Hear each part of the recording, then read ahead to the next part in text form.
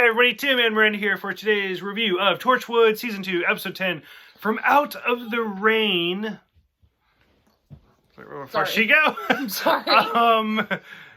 So, I don't know, what'd you think? Here we go. I didn't think that this one was that bad. I fucking hate you. It was, I feel like it had a lot more potential than it actually made out to be towards the ending of this episode. It was a little, confusing at the beginning with the videos, I thought. Okay. Until they explained it. It's not.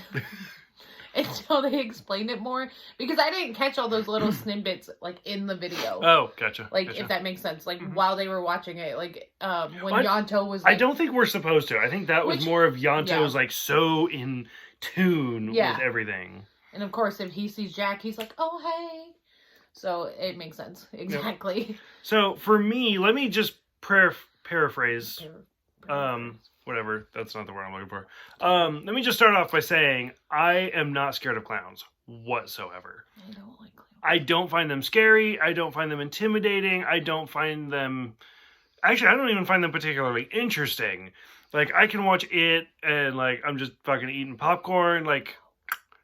As a small kid, I'll just, when I was a kid, my family was fairly wealthy. I was spoiled as a child and then quickly grew up out of that. I feel like you're still spoiled, but okay.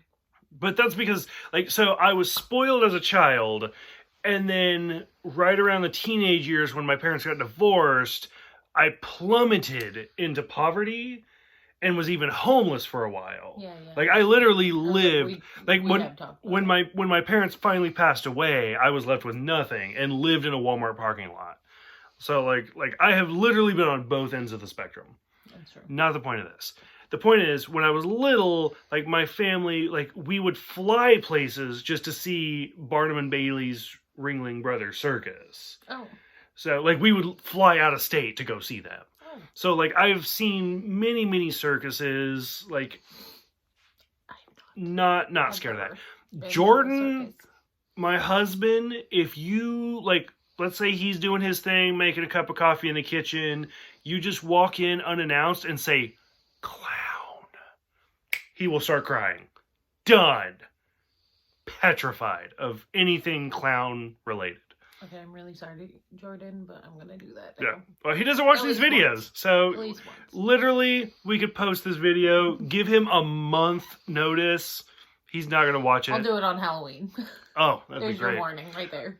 Which, my dumbass, on one of our first dates, we went to a haunted house. Yeah.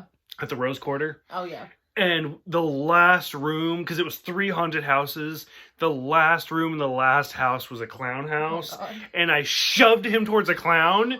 And he was like, do you want to cuddle? Oh, no. He screamed, ran into this girl behind him. She apologized.